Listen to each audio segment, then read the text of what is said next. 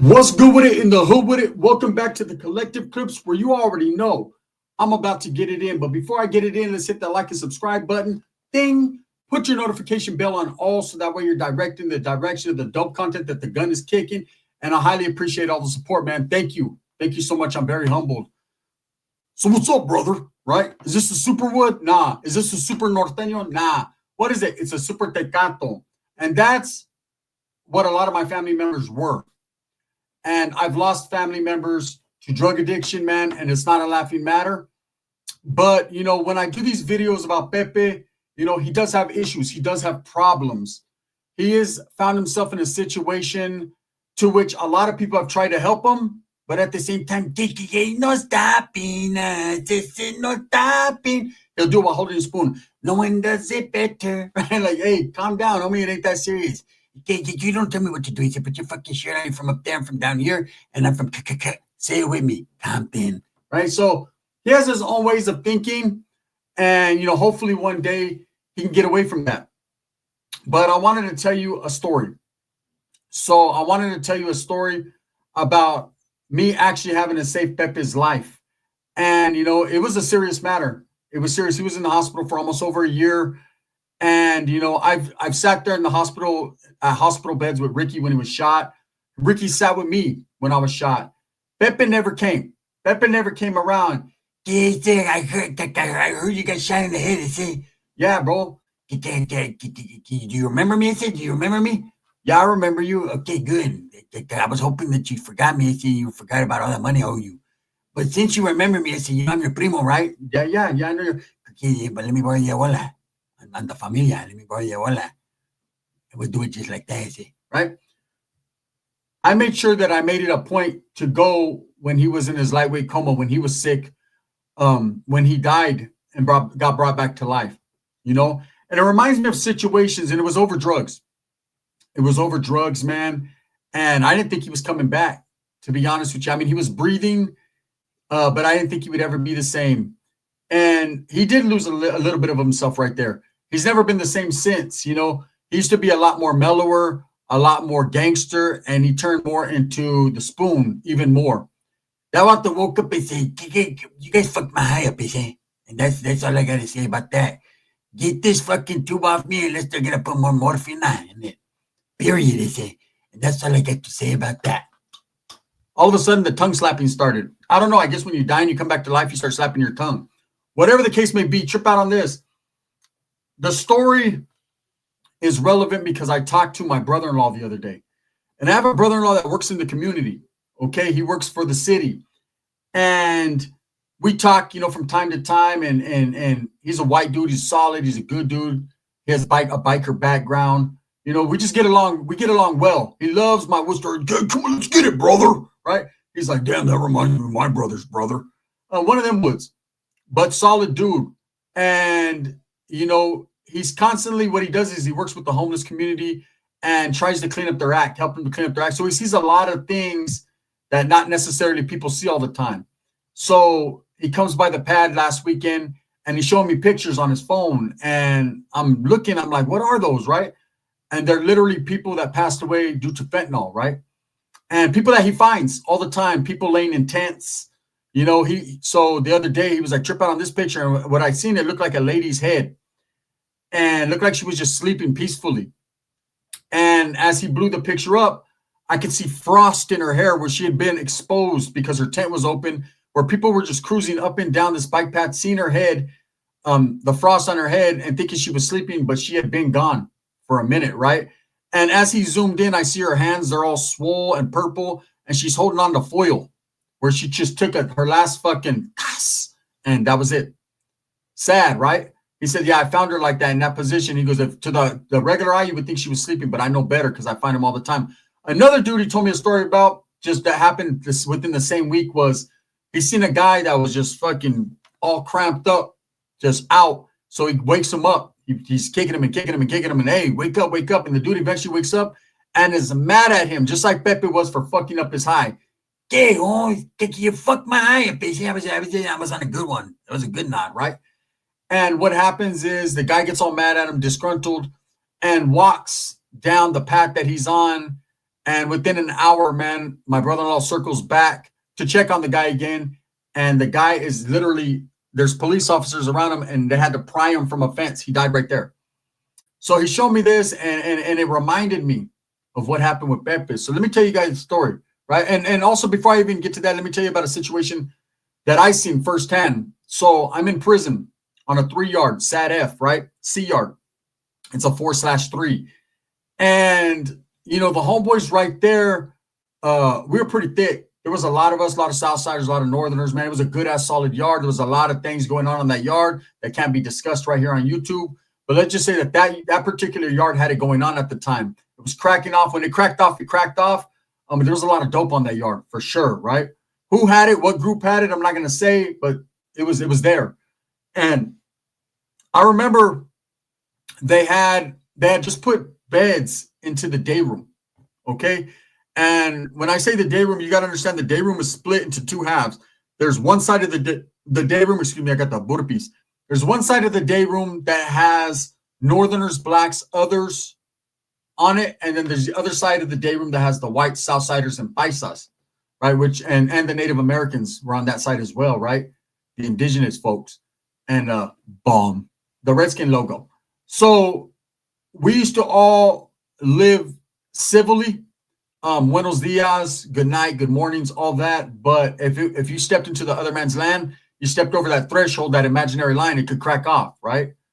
But they did have beds on one side and beds on the other that they had decided, because the California prison system is so overpopulated, there's so many people, that's what they were doing. And I got the shit end of the stick and happened to get moved into the day room. Cool, we had a little TV action, whatever. You were on Front Street, but, you know, anyone who's ever done time in a dorm or done time around men anyways, you understand and get to know that it just is what it is. You're smelling nothing but farts and burpee juice. It's part of the program. Well, there was a lot of woods on my side of the dorm, right? And like I said, you could sleep on the side of the dorm, but not necessarily you could function on that side. I happened to be on the northerner side of the day room, is where my bunk was at, so I didn't even have to go far to kick it with the homies. But these woods were on our side, and there was about 8 of them in the bed spaces. And I remember this day, man, there was a shit circulating around the yard like, hey, man, someone just hit. Someone who always hit. When they say hit in prison, that means someone hit for some dope. And these woods ran, brother, give me a shot of coffee and a Harley Grosser of dope, right? They couldn't wait to get their hands on it.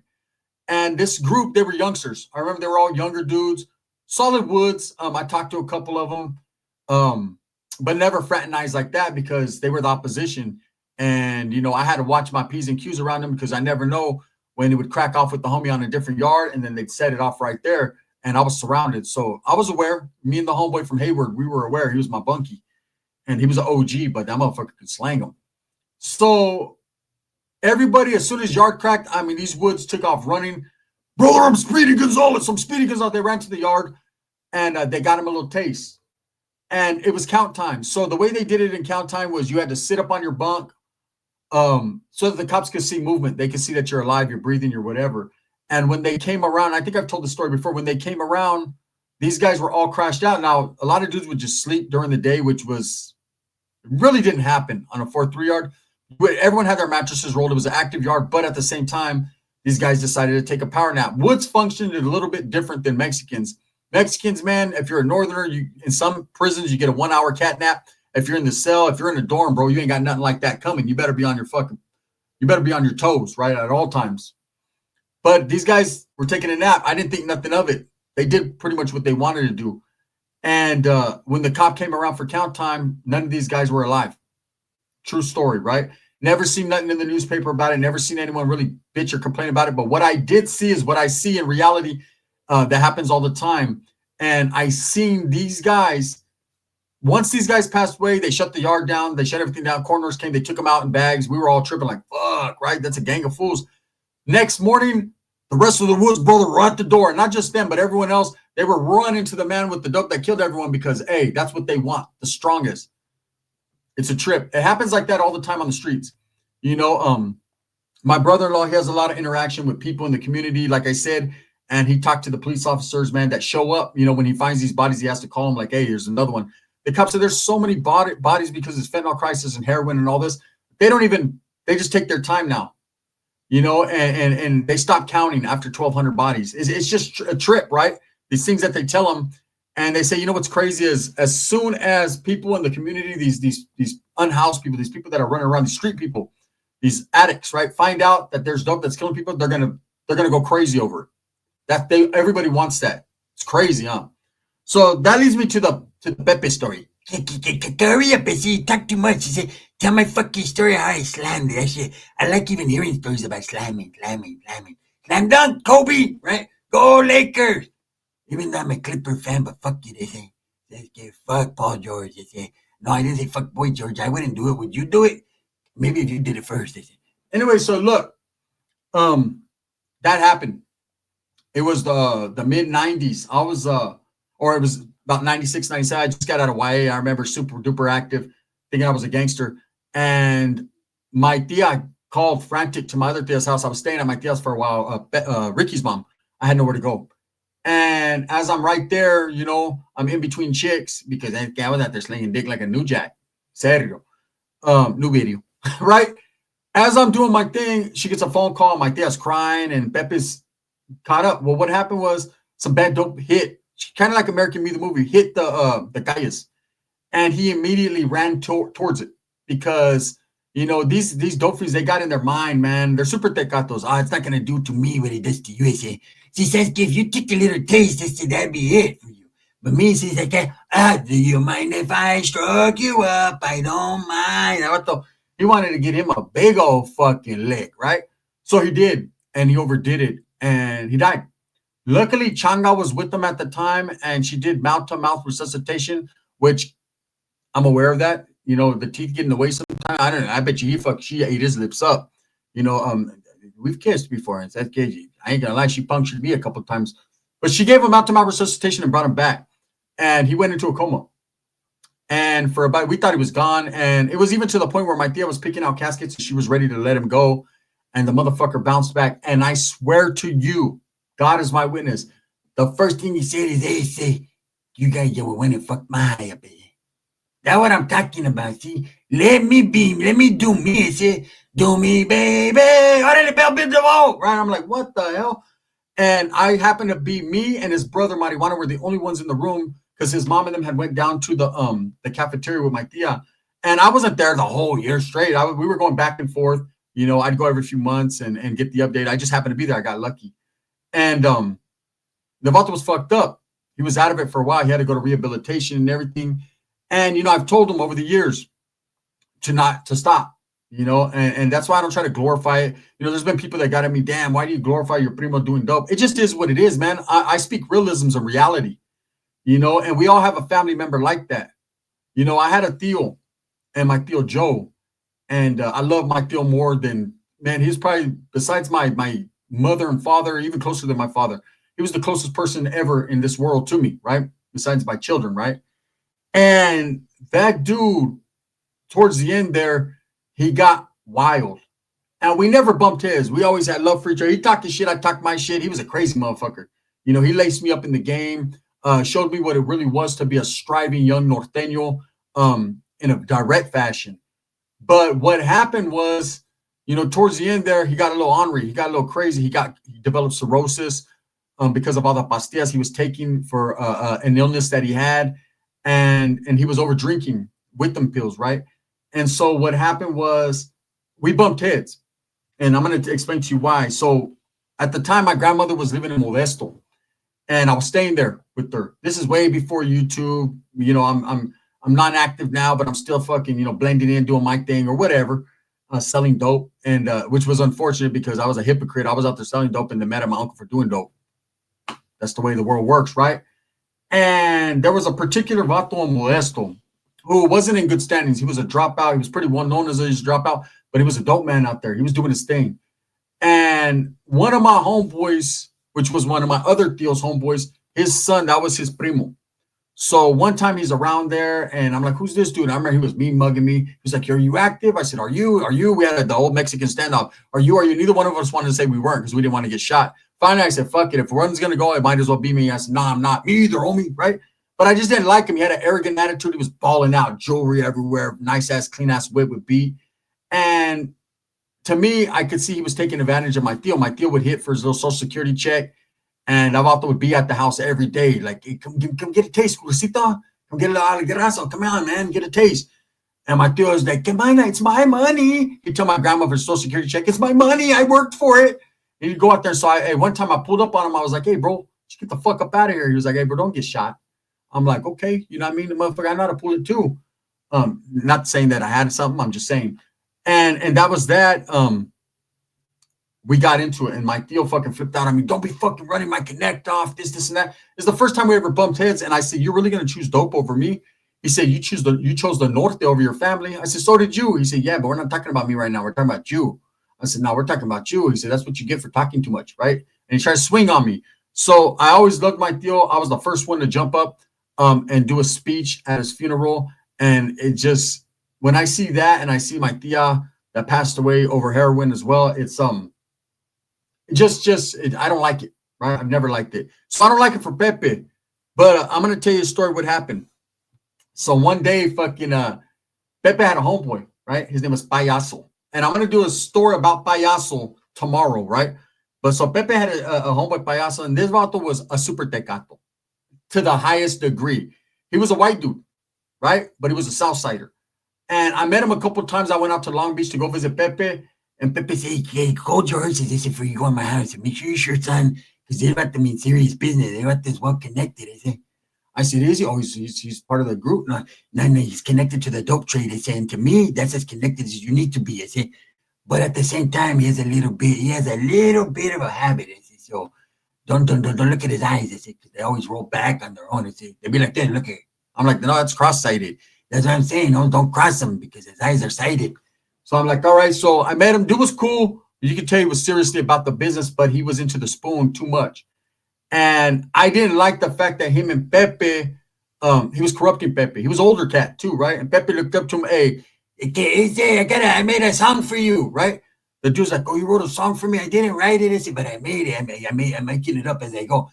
Shower my spoon with a dub. Shower my spoon with the dub that I long for. I'm like, hey, bro, that's the remix, right? But he does it. He like when I sing to him, right? And so he was turning my fucking primo into like a chick. I don't know what it was. I don't know if he was bone. I don't know what was going on. You know, he gave my primo from oh shit, Captain Meat Mill. Weird. It was weird. But we got into an argument, man, and my primo fucking jumped me with this dude. Or they at least tried, right? Hey, the old man, he wasn't an old man. He was in his 60s. He had to get, I called him caterpillar butt, right? Because I hit him and that fool landed on a fucking bush on a caterpillar. And then I'm fucking, my primo's over there trying to sock me from behind. Get off of my connectivo! Get off of my connect! I said, get Changa, if you don't get this guy out of here. You know what I mean? And tell him that I've been clapping your cheeks for the last 2 weeks. And that was what it was. But him and my primo, man, they went and hit a lick. And my primo got busted. That dude ended up giving up my primo. And that was, I remember it was one of his first terms. Not his first, but it was his second term. But he got a little bit of time. He got like 4 years, 4 or 5 for that, right? And that dude right there felt bad. So my primo never gave up the fact that he gave him up because my primo wasn't like that, right? That's not his style. So that dude was plugging him in there, man. And, you know, my primo, he had another episode where he died on the yard. And I was mad because it was hot dope. And so I approached that dude. And, you know, me and my primo, his brother, Pepe's brother, got at him like, hey, homie, you try to shoot some hot dope on my cousin. You know what I mean? Like, we know what it is with you, bro. You're a rat, this, and that. And he was like, nah, it's not like that, whatever. And come to find out, man, I hear about a month later, they found that fool in the alley all cripped up, man, because he was a super tecato. He just couldn't stop it. And it reminds me of a situation where when I was in Merced right there on 9th Street, man, we used to chill. And we had a homeboy. His dad was an OG, man. He used to do his thing. And every time vatos would get out of the pinta, they'd be sitting on his porch. They would still have their fucking paperwork in their bag and their fucking state clothes sitting on his porch just nodding out. And I remember back in the days, we thought, oh, those are the big homies. That's what it is, bro. That's, you know what I mean? Now, me, I was aware that shit was garbage. You know, don't indulge in that. But there was a lot of homeboys that did get involved. And I lost a lot of homies because of that shit. So, you know, I just want to say, Pepe, man, I'm not here to glorify what he does, but I'm just speaking truth. That's the way he acts. That's the way he does it. And I would hope that one day he would open his eyes and see the coffee. It's like, I don't need to see coffee. I say, I'm not white. I say, I'm Mexican. You know what goes good with Mexican? What? Heroin. Bang. There it is. Anyways, with that being said, just another little video, man. A positive message there, man. If you don't indulge, don't try it. If you do, slow down. If you already slowed down, don't do it at all. You know, there's steps to this shit. Thumbs up or thumbs down. Heavy's gonna be the head that wears the crown. I'm gonna continue to strive and struggle for what I truly believe in, and that's the betterment of all people. Tomorrow I'm gonna hit you with the ultimate Paya video. That vato was nuts, but I knocked him on his ass though. Bang bang.